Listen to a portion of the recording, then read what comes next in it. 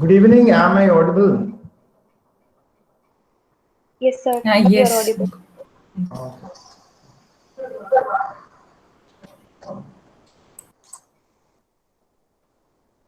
Hi, Jisha ma'am. Yes. Good evening, DK. Good evening. How are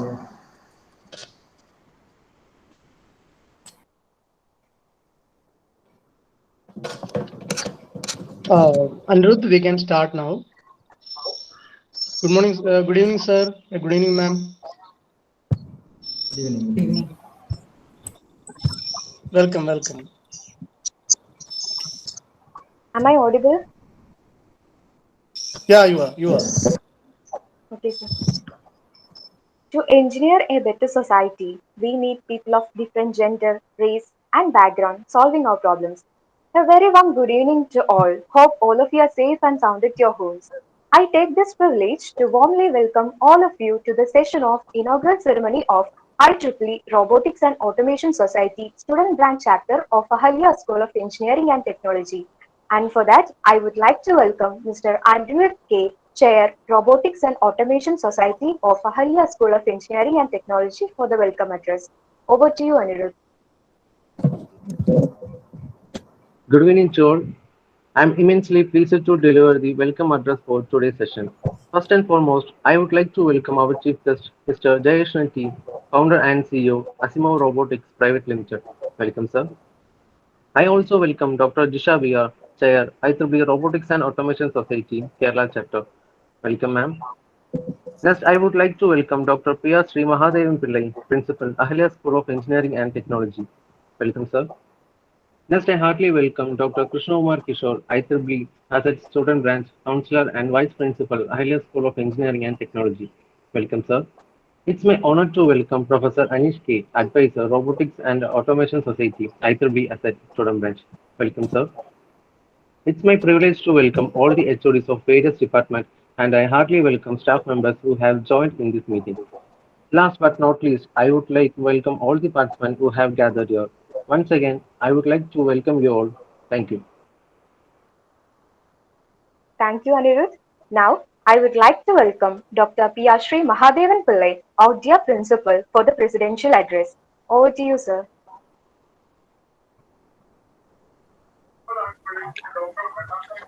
Thank you for inviting me. I was thinking that I will be a silent spectator on this meeting, so I was not prepared to come on video. It doesn't matter. You can listen to me. That's enough. Because when I went through the poster, I felt that the guest will take care of everything. Listen to what is going on, and I'm seeing that always are very active, and its different branches also very active in our campus. And being headed by Dr. Kishomar Kishore, our Vice Principal, with a good number of students actively participating in it. They have been doing a lot of activities, at least a score of activities in the last one academic year. And the list again goes on. And even now, some more proposed programs are there by the IEEE chapters, some competitions, some presentations, some webinars, and basically to keep the students live and active and involved in this time of pandemic. They do have a good number of co-curricular, extracurricular, and curricular activities, which has added to the charm of the campus. I'm really thankful to Mr. Jayagishan and Dr. Jisha for joining our students. I think in one more program earlier, Dr. Jisha was there, which I remember. So you both have been part and parcel of this IEEE, and obviously joining with our students to promote their interest and activities, and in a way promoting the horizon of the IEEE to be appreciated. I'm not taking much time because today, for the last few days, meeting after meeting is going on. Today it's my fourth meeting and one more at 7 o'clock. So, but I would like to listen to everyone because I'm also learning so many things. I'll be listening to yours. Those, this is my fourth meeting, till this meeting is over, I'll be a patient listener. Because I also get a lot of ideas. Because we are at the end of our service normally, but we would like to listen to students and youngsters who come up with new ideas and new technologies and be part of their innovations. So I welcome our guests once more on behalf of the Ahilya School of Engineering and Technology and the Ahilya campus. I know that mostly our students are attending this program. The programs which I was attending the forenoon, even outside students were there. Obviously, we are not quite happy with having webinar alone. We would like to have our guests to come over to our campus and see the most green and, of course, the most verdant campus, the largest in the state of Kerala. So I invite our guests to visit us whenever the pandemic permit you. That will be more comfortable for us and for our students to have a vis-a-vis interaction. With these few words, I conclude my presidential address and I hand over to the anchor to proceed with. Thank you, sir. Now, coming to the special person among us, none other than our chief guest, Mr. Jayakrishnan T, founder and CEO of Asimov Robotics Private Limited. A company provides engineering products or solutions and consultancy in advanced robotics and AI. Asimov Robotics has been featured in Forbes magazine 2018 as one of the most promising AI and robotics in India. Apart from heading their operations at Asimov Robotics, he is responsible for the conceptualization, research, and development of the interactive social service robots ISRA 2012, Cyborg 2016, and Chaya 2020 to address various requirements in banking, retail, healthcare, space technology, security, and hospitality sectors. Jayakrishnan has about 26 years of industry experience, including embedded system design and software development for instrumentation, power control, processor design, SDK design, video compression, inertial navigation, and robotics AI. He has prior project experience with many renowned government and private agencies in US, Europe, Japan in the field of defense, space, and nuclear power generation. Sir, it's a pleasure to have you here today for our inaugural session. This platform is all yours, sir. Thank you very much. It was a little lengthy introduction. Anyway, thank you. Once again, good evening to all of you. And a special thanks to Ahilya School of Engineering as well as Dr. Disha for inviting me to be a part of this auspicious occasion. And it's really an honor to me. So I'm really happy because, as I can see that RAS chapters are getting more and more active across our institutions because robotics and AI is the technology which is going to shape up our future. My only concern is that maybe instead of robotics and automation, it should be robotics and AI. It should be renamed like that. So if you look at the last 15 years, when I started a company in robotics, I have been looking very closely all these changes which has been happening in this domain. So I will tell you that robotics had been considered as embedded systems, even in IITs during those days. And from the last decade, we can see that a lot of changes are happening. And I think it took almost again 7 to 8 years for our universities to introduce a curriculum in robotics. And obviously, it is better late than never. And I'm happy that I'm also a humble part of that, in setting up the curriculum. And I should definitely mention that the contributions of Dr. Disha being a chair of the committee and the kind of work that they have put through this days, day and night, working hard to make this dream come true. So that's a even though it's a small step, I would say that it's a big leap. So with all of your permission, I am hereby officially inaugurating the RAS chapter of Ahilya School of Engineering. So let this be a milestone in Kerala's history of robotics. And as the name of your institution sounds, Ahilya, I think it's not just an ordinary stone or milestone. It can be like with your commitment and dedication and passion. Let us consider this as with that Midas touch. It can be this chapter will come out with flying colors, or maybe Rama's touch or Midas touch, as our in our Quranic this thing, like Ahalya was a stone, and then with that Midas touch it came to life. So just like that, this chapter also, I'm wishing all the very best to this chapter to come out with flying colors.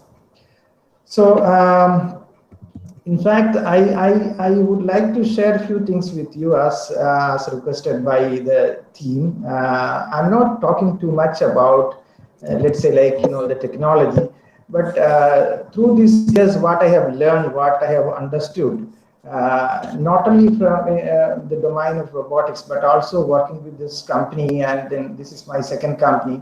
So I have learned many lessons. So a few years back, I started summarizing it as some quotes.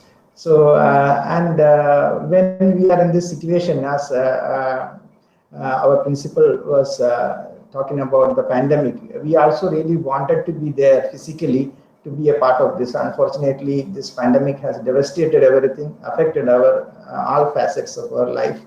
So maybe in future, once things settle down, we can definitely pay a visit to your institute. But at this point, I would really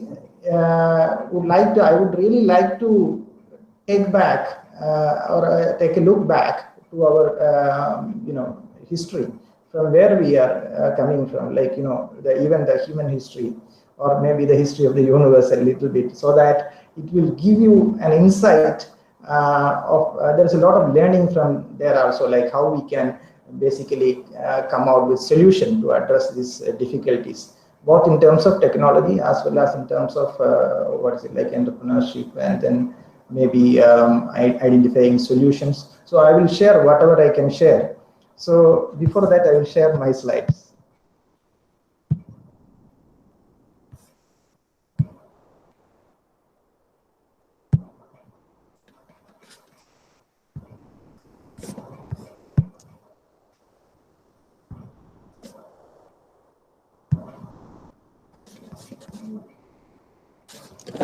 Can you see the screen there?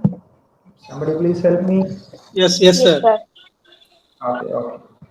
So this is a short, brief video of the history of universe.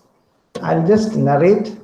I think this is very known to everyone. It's all this information available in internet. But I just want to take you through this small video so that it gives you a good background.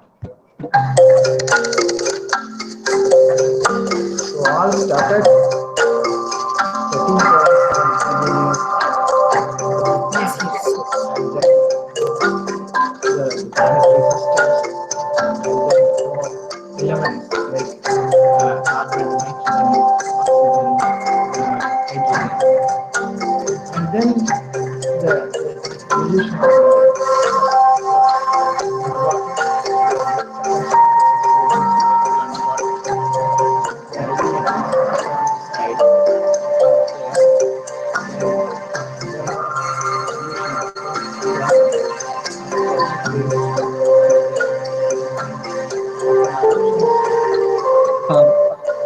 Jai Krishnan sir, Jai Krishnan sir, I think we are not able to hear you. okay. The audio of the video that you're playing is overtaking a sound. So now, can you hear me? Yes, yeah. Okay. Actually, I was talking about the evolution of life. Started first in water, and then it came to the ground, and then gradually evolved from microorganisms to super intelligent human beings.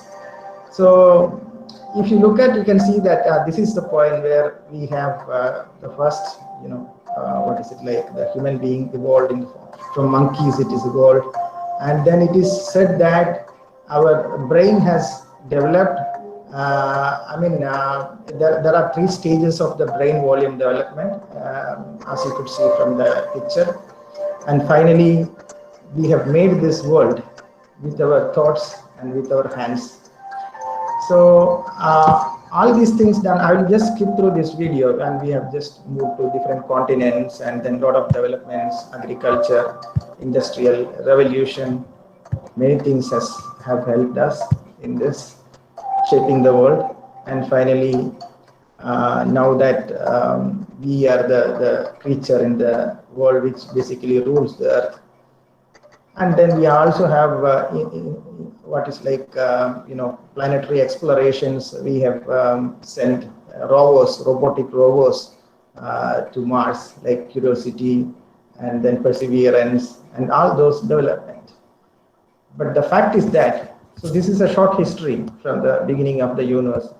But the fact is that now that we are standing in front of this small virus with our knees shaking, what to do, undecided. So far, millions of people infected and millions of people died. What to do? So this situation is like, we have to think through. We have gone through a huge journey, a long journey, as you could see from the previous video. And we came across many hardships. Even if you talk about the pandemic also, there are a lot of hardships and difficulties we came across. So likewise, this also will have a solution. So what is the solution? One thing I would say that with every difficulty which arises in the history of human evolution, there was a solution. And I mean, the solution for this time, definitely it is none other than robotics and AI, which will help us all the way to come out of these difficulties. The only thing we have to understand how to make use of it.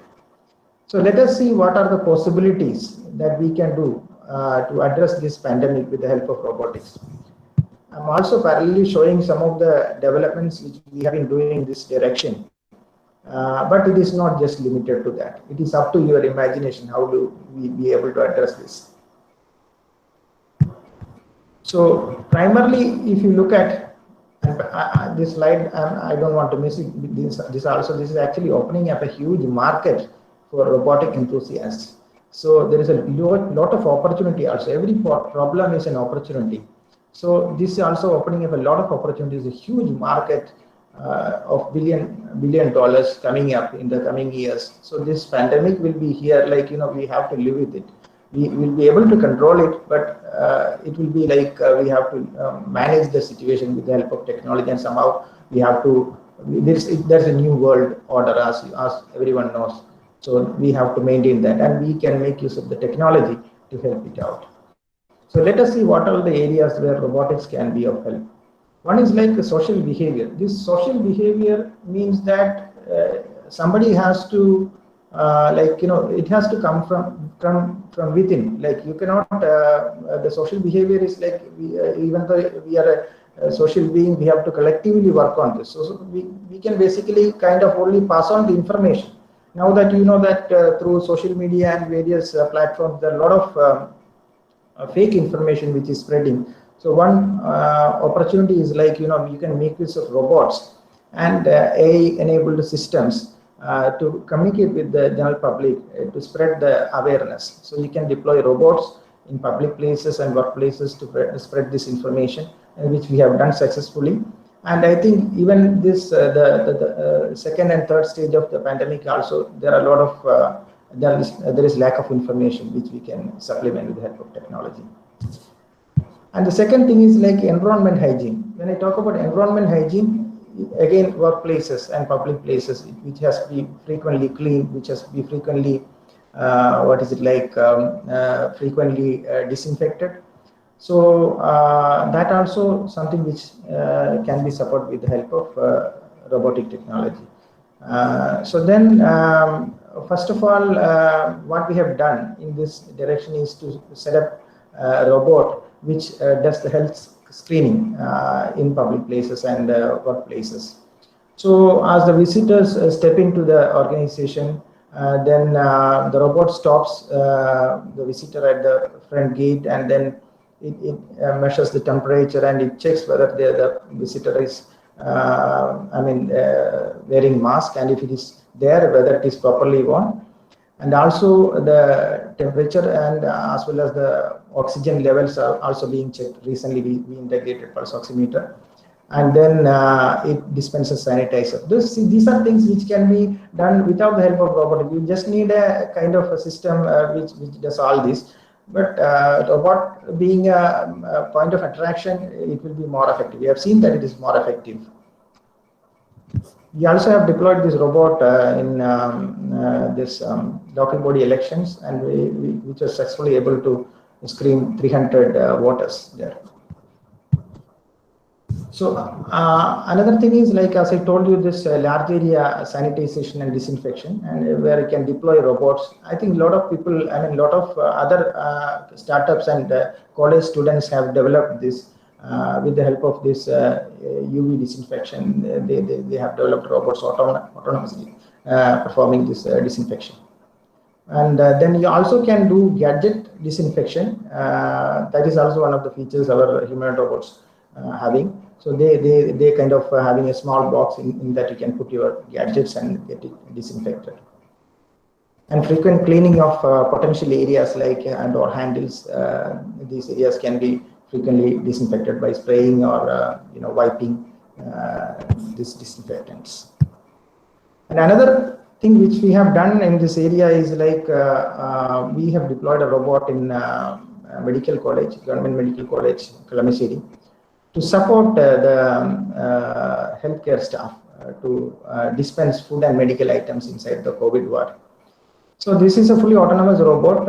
I think this project also is done by many other people in different ways as a real-time control robot. But this one is fully autonomous. It's a comprehensive solution wherein you can set up things. There are 2 boxes. You can load the boxes with food and medicine, and then there is another box which basically used for collecting the trash, because it's not just dispensing, you have to collect the trash also, which is highly infectious and which has to be kept inside the black box. So this black box also is enabled with the UV. In the return journey, it disinfects the used items like trays and plates, used mask, all belongings of the patients. And then it has got a sprayer, which is a targeted sprayer, which sprays disinfectant like diluted sodium hypochlorite, and then other solutions in case of any spillage of bodily fluid, like through coughing, sneezing, and vomiting. If fallen on surface, you can send this robot. It will go there autonomously, and once if you set the location, it goes autonomously and sprays this. So the first level cleaning is done. So then you can safely, it is better that if you do this as a first level, so that you can safely go inside and perform the, a better cleaning. And this is actually a project which we have undertaken during the outbreak of Nipah in Kerala.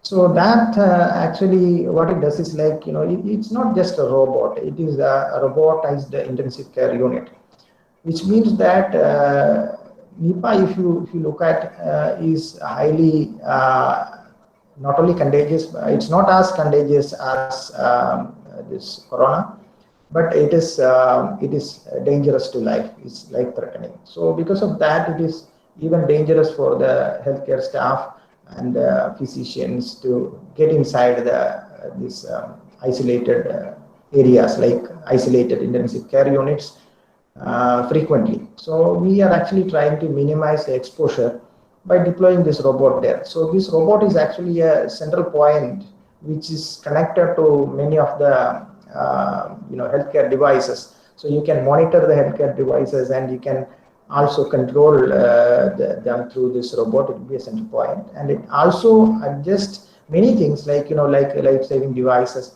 One is like it is able to adjust the inclination of the bed, and it is able to adjust the drip speed, and it is also like a companion 24/7. It will be there inside the ICU, engaging the patient. There are, as you know, the critical stage will be like after some time, once if the patient come out of the criticality, then still he will be or she will be alone inside the ICU. So you can engage the person with the help of this robot, and anytime you can log into the robot and interact with that person. So a lot of possibilities are there. Like, so this project is ongoing. It is not yet deployed. And this one is another interesting use case. It is we have seen that there are robots which is actually capable of supporting healthcare staff, but this one is for the sake of patients. This is a very interesting case. Like, you know, as you know, when patients after surgery or maybe after what is it, like chemotherapy or any other kind of treatment, their immunity level is very low. So at this point, it is highly likely to get infected. And it was a problem even before the pandemic. We started working with the hospital Narayana Hrudayalaya to implement this, wherein there is at least 30 to 40 surgeries happening per day, both for neonatal and then elderly people, adults. So this, what it does is like, if you look at, you can see that ICU is a very busy place. So you can see that in an ICU where 30, 40 beds are there, there will be 5 or 6 nurses and doctors, and they may have to collect, you know, consumables from the store, sometimes medicines from the pharma, sometimes blood samples to be taken to the laboratory, clinical laboratory for testing. And sometimes they have to send items to operation theater. So it is a very busy place. So you can see the corridors are always busy. People are running with samples or consumables. They are typically called medical runners. So these medical runners they are not nurses, they are not doctors, they are simply ordinary people. So the number of people, human beings inside the ICU is, I mean, the risk is proportional to the number of people inside the ICUs, and obviously they are all following these precautionary measures and wearing this protective gears. But still, because of they are, because of they are not doctors, they are not inevitable. So we were thinking, or the hospital themselves, they were approaching us how to get this resolved. But after pandemic, it has become a very pressing issue, because, you know, once if few months back, you might have heard that the Sri Chitra hospital was shut down because of COVID infection. Likewise, if something happens, it will be there for everyone. And at that stage, it is very difficult for the patient to come out. Their immunity level is that low.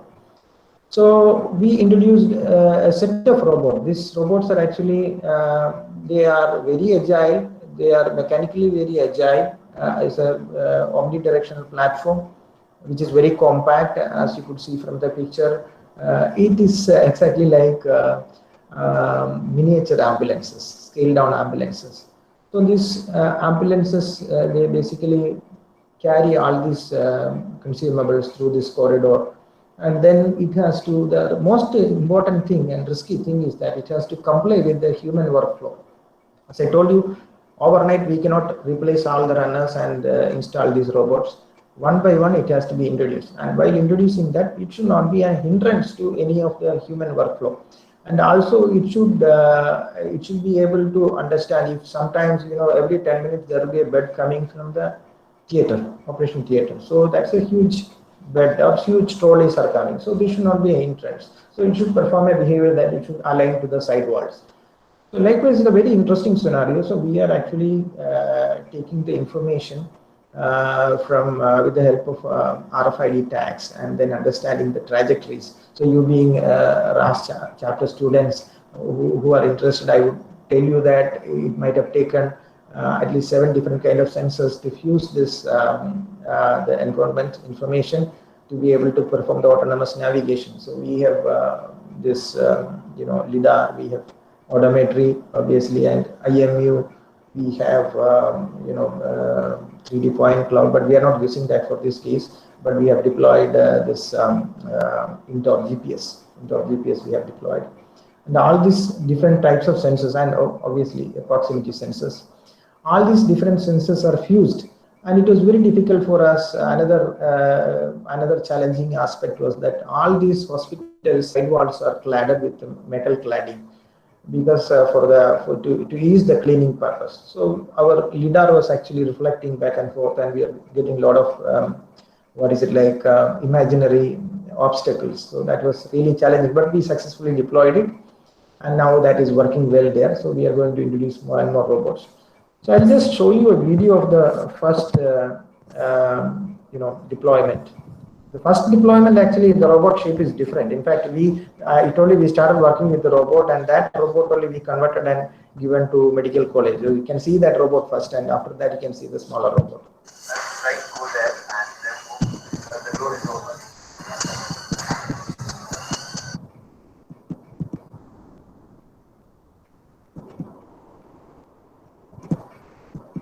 Is it moving there? Is the screen changing there? Yes, sir. Okay. Yeah, because internet is not very good. So the robot goes with the sample. The sample is actually not very visible, but it's a sample. Some kind of fluid is taken, and it comes back with the report.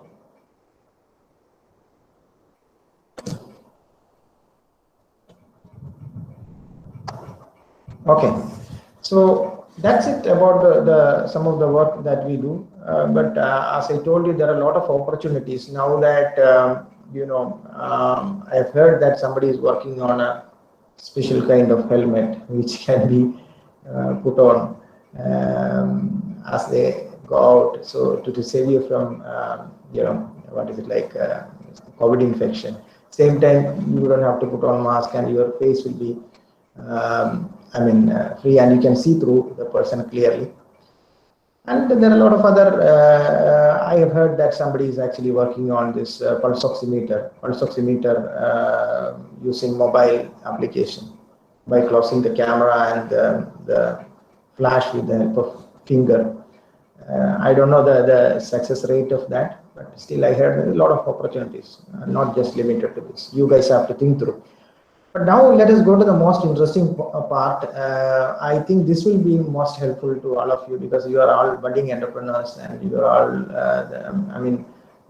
going to shape up the future of our society and our, economy in the coming days.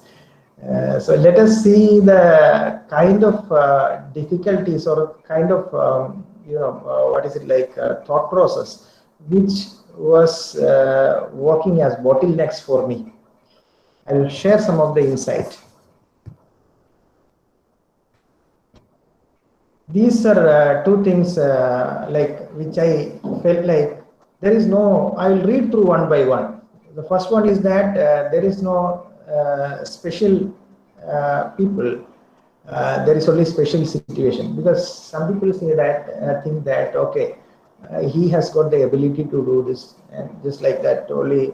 If you look at our history, they are not in terms of hundreds. There are only very few people who are successful. If you take the geography of Kerala, or if you take even the geography of India, that in various domains and areas. So one of the bottleneck is that people think that they are not special to do this.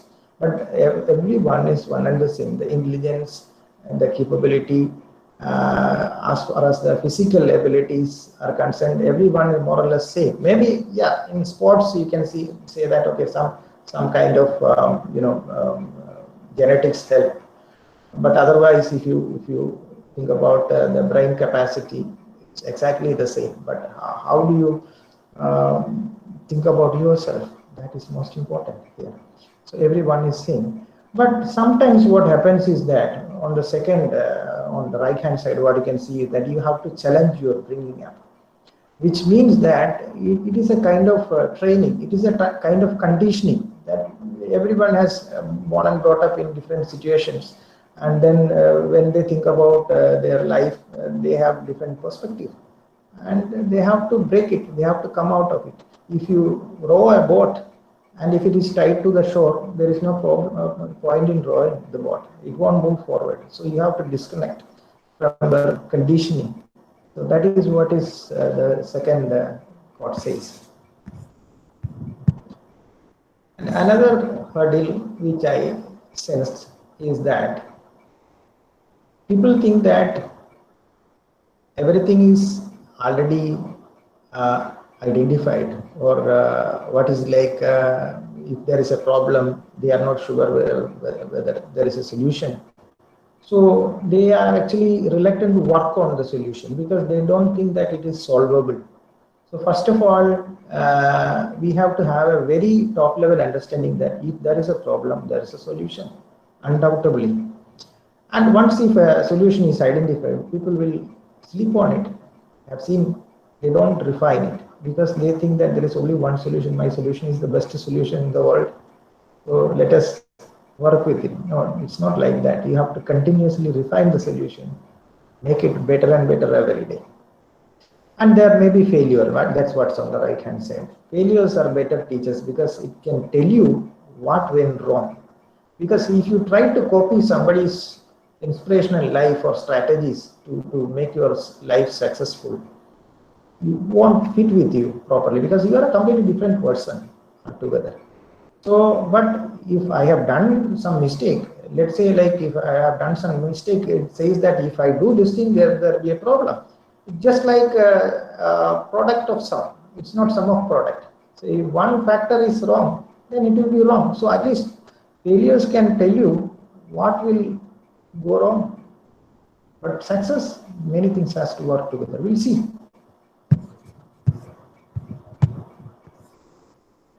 And another thing is that people are always worried about the implementation. I don't know why. Because when an idea came to their mind, first thing they are thinking how to get it done. They subsidize this idea to a level that it becomes useless. I'll give you an example like, 8 years back when Kerala government, the coconut, the coconut development board, something, they have floated a challenge for making a coconut harvesting robot. So many people came with ideas. I have seen that many people came with ideas. They were trying to climb a palm tree, or the coconut simplified as palm tree or a pole. So they oversimplify the problem, seeing the difficulties in implementing it. So which means that becomes useless. But you understand one thing, that idea in its very primitive form is very valuable. As Einstein said, it is imagination is everything, implementation is nothing. Nothing in a sense, you have to do some work, but you don't have to do, you should do smart work, not hard work. And then on the right hand side, what you can see is that discovery versus invention or innovation. See, everything is there in this world. Even for corona or whatever problem, there is a solution exists in this world. And you are actually the one who is identifying it for the first time and then claiming that, okay, I have invented it. In fact, it is wrong. Everything from the, from the very simple thing like wheels. Somebody asked me one day, okay, you tell me an example from where the wheels are copied. I'm not seeing any wheels in nature. Can you give me an example? The first moment I thought it is correct, but after some time I realized everything is wheels, like right from the electron to atom to the planets, whatever we are seeing in this universe is sphere, and wheel is a section of sphere. So everywhere you can see wheels. Likewise, nature is full of examples of solutions also. You only need to identify it correctly. So why I am telling like this is mainly because you will be sure about getting a solution to the problem. And another thing is like which I experienced, everyone is not complete. Like somebody may be good in something like designing, somebody may be good in coding, somebody may be good in something else, maybe in explaining or communicating. Everyone is not complete because they have put some of their talents they have nurtured, and then they have polished and made sharp. So if you understand, you are not also now. I'm not talking about newborn babies. I'm talking about after this conditioning, you are at a stage where some of your capabilities are excelling compared to others. So if you understand that, you can the benefit is like you can adapt to the situation easily. Second thing is that you can identify a good partner, both in your life and in your business. You can identify complementary partners. So you have to realize, you have to understand that you are not complete. And this is the bitter thing. Like if you look at a large group of people, you can see that they are just born and they are just living their life. Somehow they are struggling and they are earning their bread, and then they are producing the next generation, and then they die out. So this is basically because they think that, okay, somehow I am born and I have to live and I have to do this like a number of things which is pre-planned.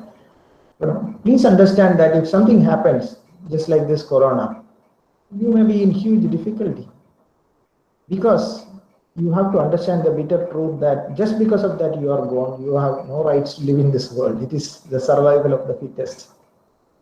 Another thing in this line is that I have heard that people are telling, see, currently Asimov, if you look at Asimov, has become a big company. We are actually going through various stages of our growth.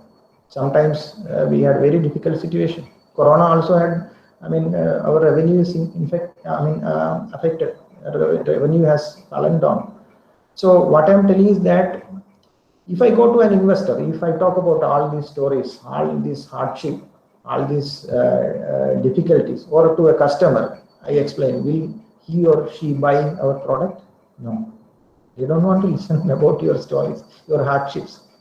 That is one side of it. So I have heard that people are actually projecting it. It is actually my personal opinion. You can stitch up a good story, but it is not going to help you in long run. And this is something, I don't know if you find it as hard, but let me try to explain. You need to have a good concentration to get things done. But what is concentration? Let's try to understand. When you drive a car, you have concentration. After many years of driving car, I'm not concentrating on anything. It is fully passive. I just like riding cycles or just breathing. It is so easy. But concentration is there when it is challenging, when it is slightly higher than your ability. So there, concentration. So always try to pick up something challenging. Concentration will automatically come. And then when you focus is different from concentration. Focus is having slightly more longer in terms of time axis. Like you have to continuously concentrate. But it should not be like monkeys planting plants. Like, they every time pull out and see whether the root is grown. You cannot do like that. So you set the expectation. You forget about the expectation and get focused on something if you want to get it completed. And dedication, of course, it's again, the timeline is slightly on the higher side. You should have passion. So when you mix up passion to focus, you will get dedication. So what is it like on the right hand side is like, if you have passion, automatically solution will be coming. To any problem, the solution will be there if you have passion. So passion is like you won't give up. You won't give up until you reach success. So that is so you make passion as your driving force. Then you will succeed. And finally, this one is actually very interesting. I have performed well in my life when it was most difficult, during the most difficult situation. And I have done simple things when everything was in favor for me. So this is something you have to look at. So your performance, either it may go high or it may come down when there is a problem. But that second, when you decide that I had performed really good when there was a difficulty, this difficulty also you can make it an opportunity. That's what I'm telling here. So if you think through the the days passed, you can see that you have done the most difficult things difficult things when there was a problem, when situations were not in favor to you. And finally, on the right-hand side, you came alone here. You are alone. So some people, I have seen that complaining that I don't have somebody to support me, somebody to help me in terms of money and effort, or maybe something else. So that is one thing you have to understand, that you are alone. You came alone as a single person to this world, and you are going to go alone, leave this world alone. Then why do you want always a companion in between? So same time, don't take this as contradicting to identifying complementary companions. That is needed. But the point is that when there is a situation, there is nobody to help you, then don't worry about that. You will fight. You will be able to fight. So with that, I think whatever which I have scribbled down in line with the what is it like, helping people who are future entrepreneurs, I have completed. So I think this might have helped you. I don't know. I am here to answer your questions, here to know more about your comments on this. Thank you. Thank you, sir, for your wonderful talk. So participants, if you have any queries, please unmute and ask, or you can put it in the chat window.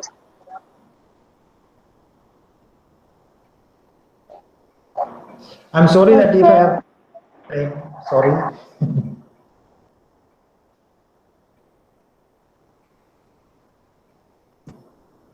Sir, I have a question.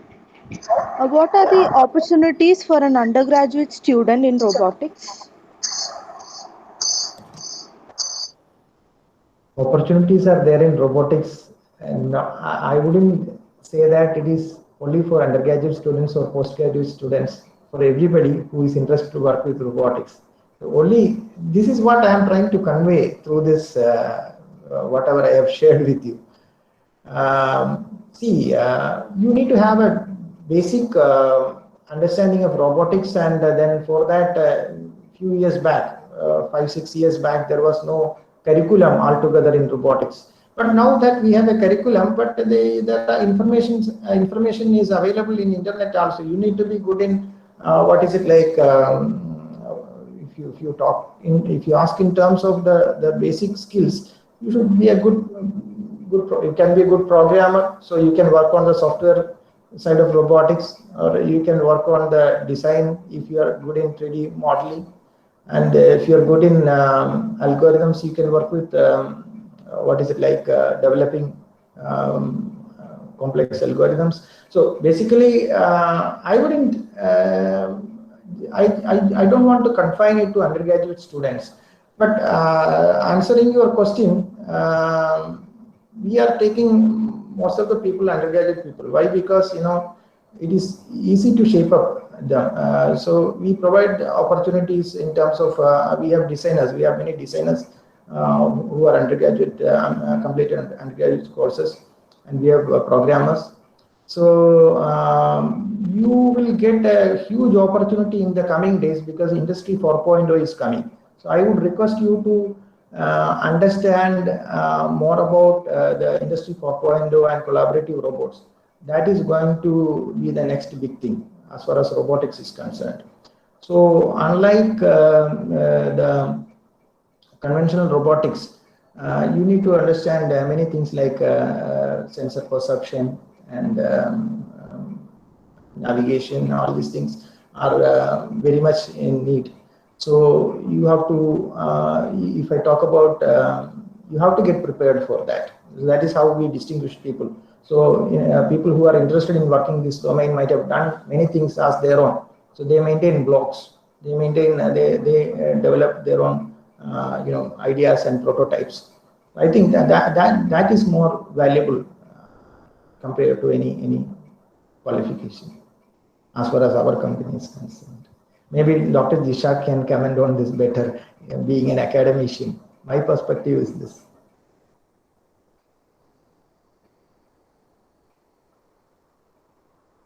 Opportunities means if your skill set is like in alliance with all these areas which Mr. Jayakrishnan was mentioning, definitely there's a chance. right? Maybe she's asking in terms of the specific areas where there is opportunity. That's why I made it broader by telling Industry 4.0. Industry 4.0, you just go through, try to understand what it is. That's the next big thing. There are a lot of opportunities coming up.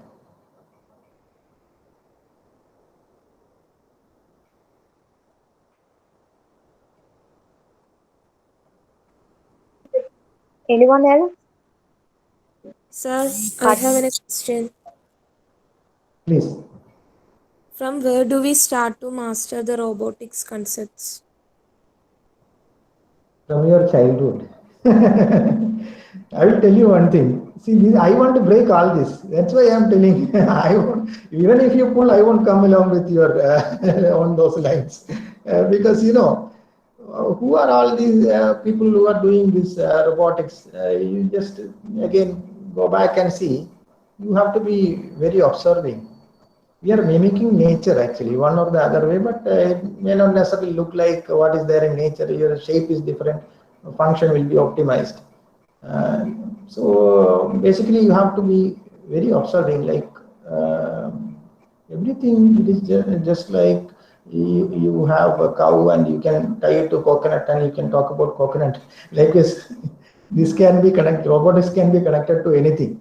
So it need not necessarily very much related to robotics. There are so to start with, you should be if there is something which you see from the nature that which does not or you are not able to understand it clearly why it is functioning. See, the physical world is full of movements. That is how humans have created the world. If you look at, there are a lot of moving things. Everything is a process.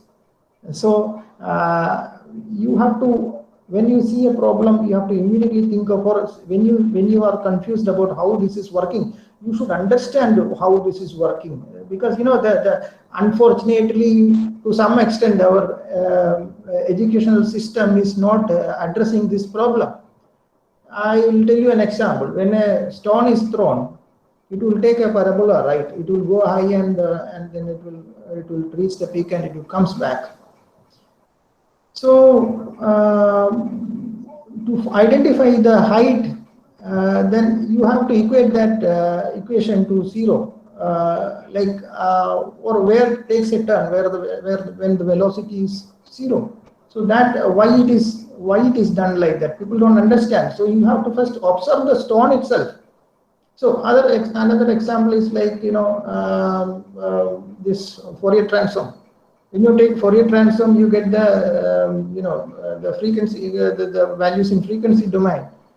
So when you listen to a music, you hear a lot of instruments. So you should get a mental picture of what is happening when you take the Fourier transform, why it is done.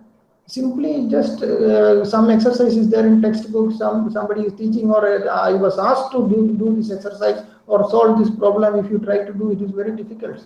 So when you substitute, when you do substitutions, when you do complex calculations, what is the purpose? So that is why I'm telling you have to be very observing. If you miss how these theories are created, it is from observations. Who has written the first book in thermodynamics? It's a big question. Like, it is through observation. So first of all, you have to observe and then you refine and then you write it down properly. Then many iterations, it becomes a book. So if you miss the first half of the circle, then you cannot apply it in your, when you go out of the college to industry, you cannot apply it back because you haven't learned in that fashion. So that's what I would like to tell you.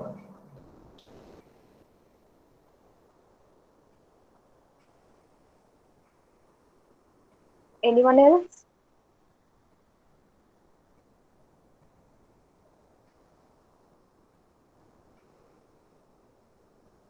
Please feel free to ask.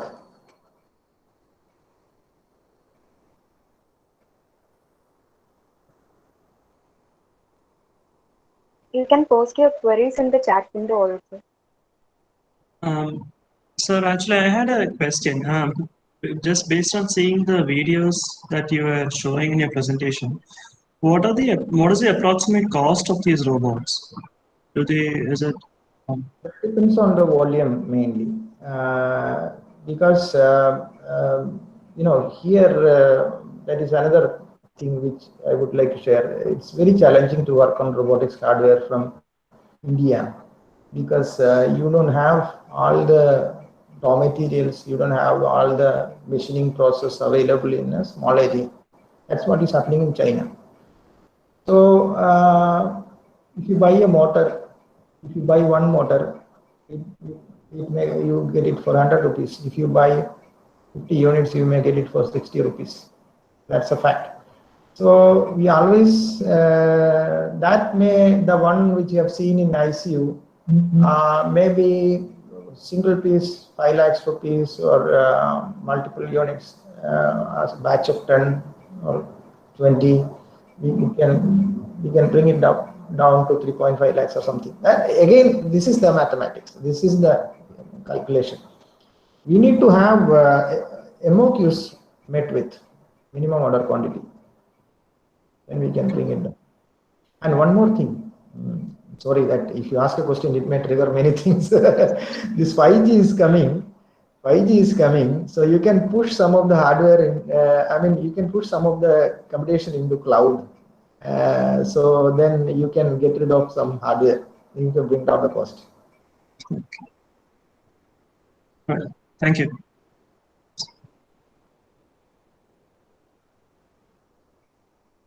Anyone, if you have any queries?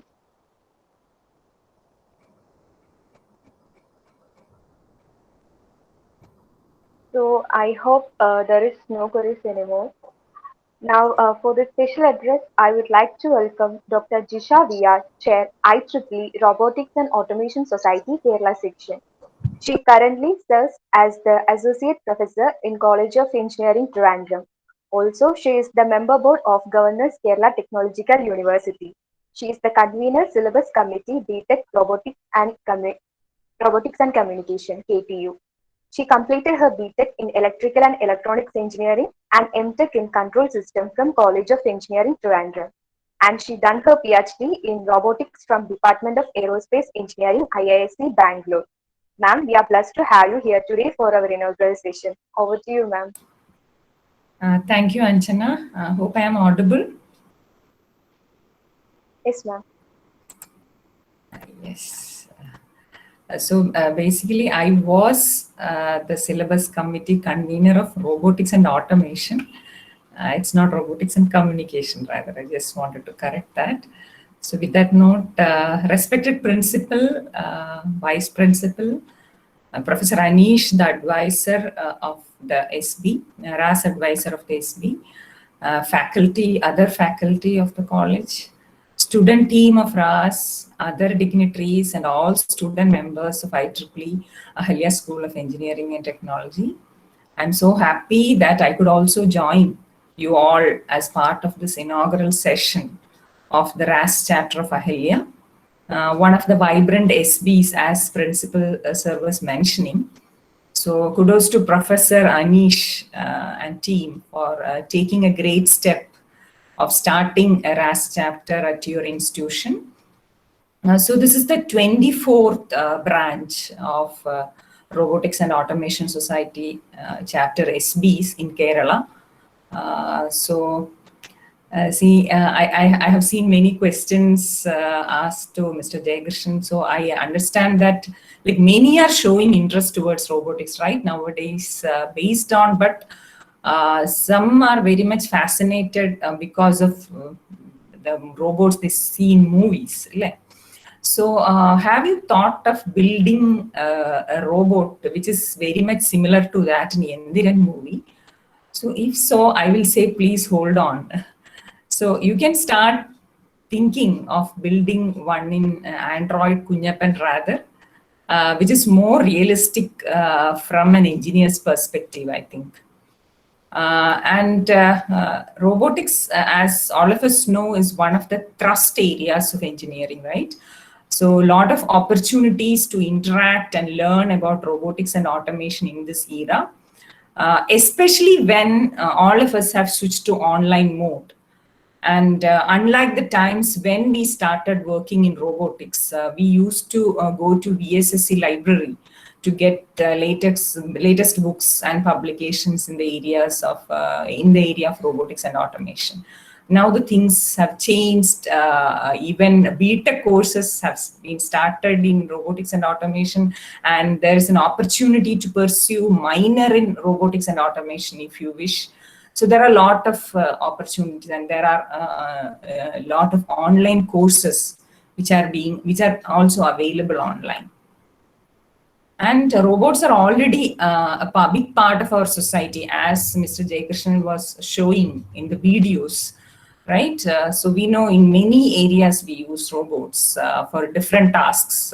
For cleaning purpose, so we have already also seen robo sanitizers during these times.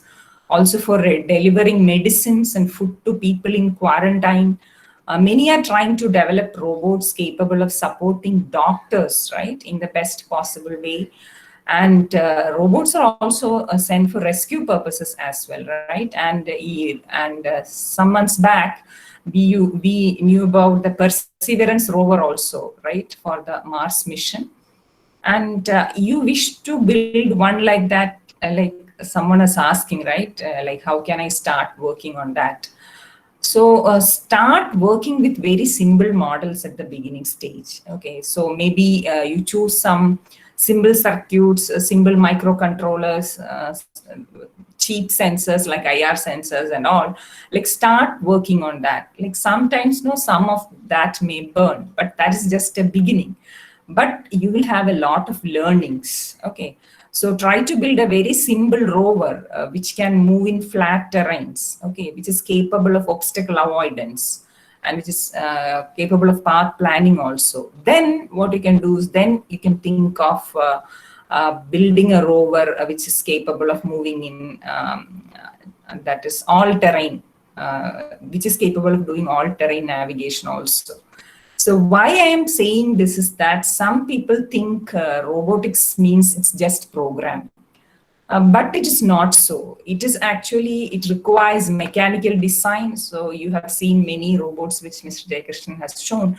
So it requires mechanical design. Then you need to choose suitable sensors and actuators that is to be identified, and the control algorithms to be developed, and then all these are to be optimally programmed, right?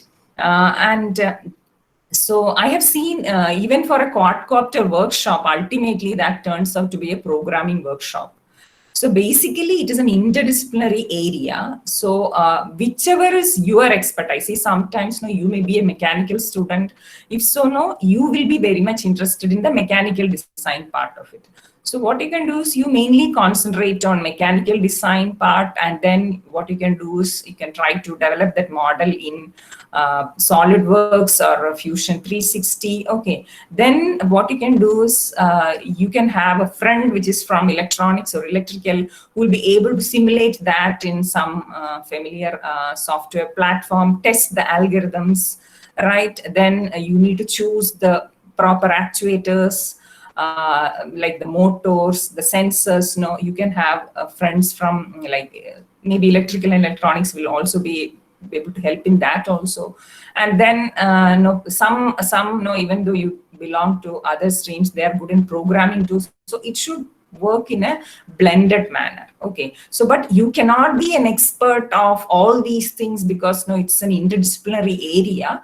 So you can, suppose if you are very good in like maybe signal processing or computer vision, if you wish, you can just concentrate on that. Okay, but maybe at undergraduate level, during undergraduate time, you can just work as an interdisciplinary team to come up with a very good project in this domain. Okay, so then it definitely it will be helpful, or it can be used for some genuine or specific purpose.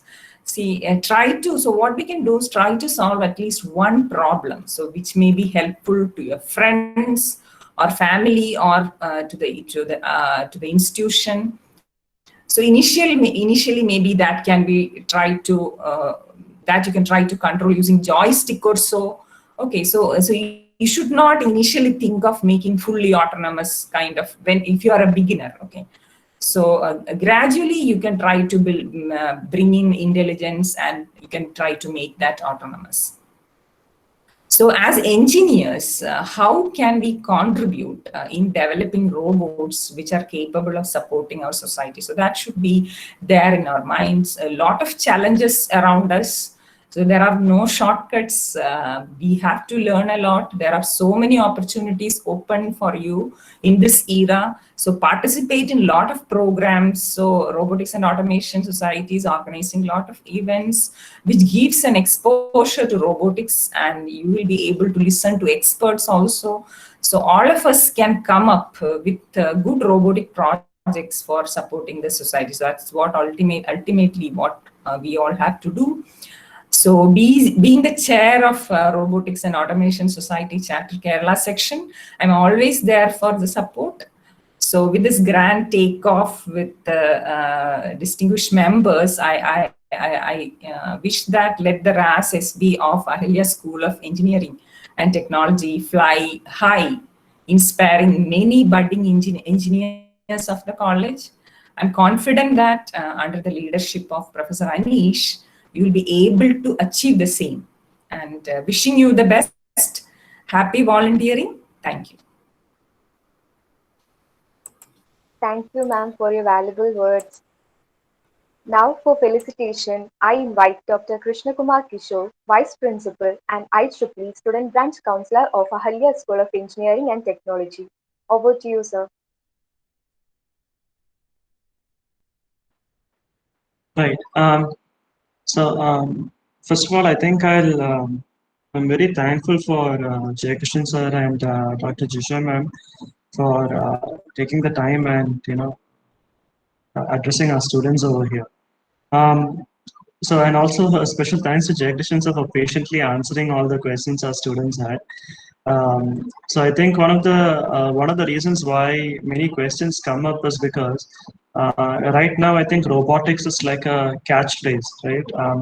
So people, they would like to do things in there, but they don't know where to start, right? And how does it link to the syllabus that they teach, right? So I think that is the reason why many of these questions came up. But I'm glad students asked those questions. It's I think that itself is a good sign. Regarding the student branch, I've been the student branch counselor for the School of Engineering and Technology, the School of Engineering and Technology, or we call it ASSET typically, right? So we started, just a few words about the student branch. We started in 2019, so it's relatively quite new. But we have been growing every year.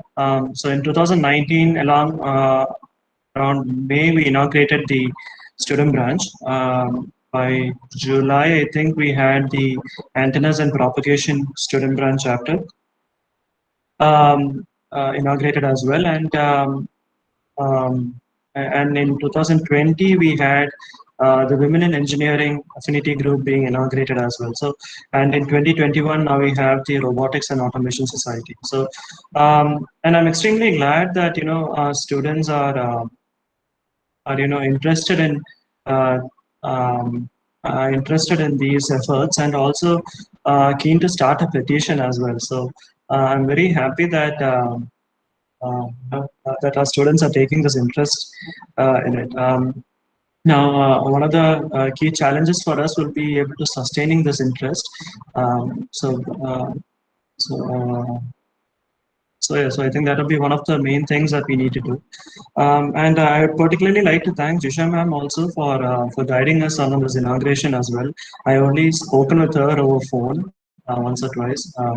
So thank you very much, madam, for that. We look forward to your support for the student branch as well.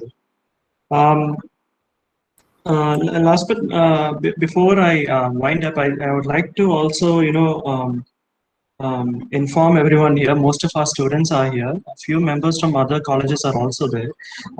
That the executive, the Robotics and Automation Society's executive committee has also been formed. So the advisor, as Jisha ma'am said, is Anish sir. He is an assistant professor in electronics and communication. The chair is Anirudh K. He is in our second year of electronics and communication. Yeah, he was the one who gave the welcome address. Our vice chair is Mr. Shankalesh Narayanan. He is in again second year ECE. Secretary is Mr. Tejas. He is in S4 CSE, again second year CSE, and the treasurer is Ashwin Raj. He's also in second year CSE. So the execom right now, it's quite, I'm glad there are at least 2 branches there. So that itself is multidisciplinary. So I'm glad that is there. So I thought I'll formally announce it to all the students who are gathered here as well. So again, thank you very much for inviting me over here. I thank our principal, who has been a constant source of support for all of us, and encouraging us, to have these various activities for the students. That's all. Thank you very much. Thank you, Anjana. Thank you, sir. Now for felicitation, I invite Mr. Anish K, Assistant Professor and Advisor of Robotics and Automation Society of Ahalya School of Engineering and Technology. Over to you, sir. Thank you, Anjana. Good evening, all. Respected Chief Guest, Jayashan sir, Dr. Jisha ma'am, and our beloved Principal Mahadevan Bulla sir, and our SB's advisor and also the Vice Principal of the college, Dr. Krishna sir. First, I would like to express my sincere gratitude to Jayakrishan sir and Jisha ma'am for being with us. And today, actually, we are starting a new journey with Robotics and Automation Society. And as you all know, robotics is nothing but an integration of different fields and multidisciplinary thing. So, as a student chapter of Robotics and Automation Society, we would like to look forward to organize or take part in various activities, which actually enrich the practical knowledge of the students. So I urge the student fraternity to make use of this opportunity and actively take part in the future endeavors. So once again, I would like to thank Jayakrishan sir and Jisha madam for accepting our invitation. Thank you all. Thank you, sir. Dear participants, the feedback form is posted in Anjana, the sorry, chat one more window. thing. Anjana, just one more thing. Sorry. I would also Okay, particularly like to thank our HODs. Sorry, I forgot that earlier on. For being a constant support, because particularly with robotics, it's a multidisciplinary field, and without their encouragement to the students as well, it would not be possible for them to come up as well. So I would like to thank our HODs who are gathered here, and also who are not able to join us, but I would like to thank them as well. Thank you. That's it, Anjana. Thank you. thank you, sir. Participants, please fill that form in order to receive your certificates. Now I invite Mr. Shankalesh Narayanan, Vice Chair of Robotics and Automation Society, for vote of thanks. Over to you, Shankalesh.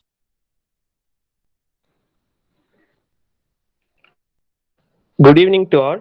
It's my honor and privilege to extend a vote of thanks on this occasion. Today, the words are not enough to express the gratitude. First and foremost, I thank our chief guest, Mr. Jayakrishnan T, founder and CEO, Asimo Robotics Private Limited, who, despite his busy schedule, has found time to grace this occasion. Thank you, sir. I take immense pleasure in extending my sincere thanks to the guest of honor, Dr. Jisha VR, Chair, IEEE Robotics and Automation Society, Kerala chapter, who graced this occasion with her presence and guidance. Thank you, ma'am. Thank you.